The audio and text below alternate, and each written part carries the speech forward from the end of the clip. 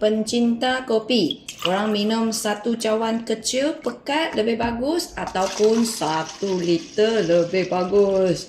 Sekarang cuaca sangat panas. Lebih baik kita minum cara ini. Betul, cara ini lagi bagus sebab kalau kita letak satu sachet air midi Arabica, ini yang tulen tanpa sebarang bahan kimia, daripada letak satu cawan kecil macam ni lah. Korang minum, dapat juga dia punya khasiat, dia punya antioksidan, dia punya minerals dekat badan kita, boost kita punya energy, tambah air. So badan kita dapat minerals, dapat antioksidan, dapat lagi air sebagai pengangkutan yang sangat-sangat penting dalam you punya badan. Lagilah you boleh rasa badan you lebih kuat, bertenaga, cegas, ringan, kurang sakit-sakit, kurang penat-penat sepanjang hari. Korang dapat tak? Dia senang larut saja. Kita letak satu sachet masuk dalam 1 liter air, dia sudah boleh minum punya. Tapi kita goncang dululah sebelum kita nak pastikan dia larut betul-betul. Macam tu je. Tak payah guna air panas, tak payah guna gaul-gaul macam tu, tak payah.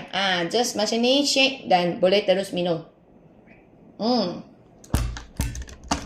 Satu botol ni kita minum waktu pagi. So pastikan korang habiskan ni 1 liter sebelum petang, lebih kurang 12 ataupun 1 sebelum kita lunch. Macam ni you punya badan sudah at least dapat 1 liter air. Tambah lagi antioksidan, tambah lagi minerals bagi you punya badan.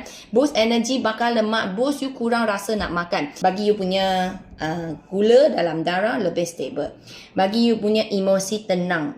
Boleh concentrate kerja. So siapa yang nak beli, korang boleh tekan link yang di bawah. Ada satu video yang ada bako kuning. Grab sekarang sebab tengah promosi dan dia ada halal dan juga lulus KKM. Jangan risau. So setiap hari 1 liter 1 saset. Bantu you punya badan ringan, dapat antioksidan, dapat lagi minerals dan juga dapat air yang mencukupi. Sekarang cuaca sangat panas. Pastikan korang at least sehari 2 liter air dalam badan. Ini sudah 1 liter.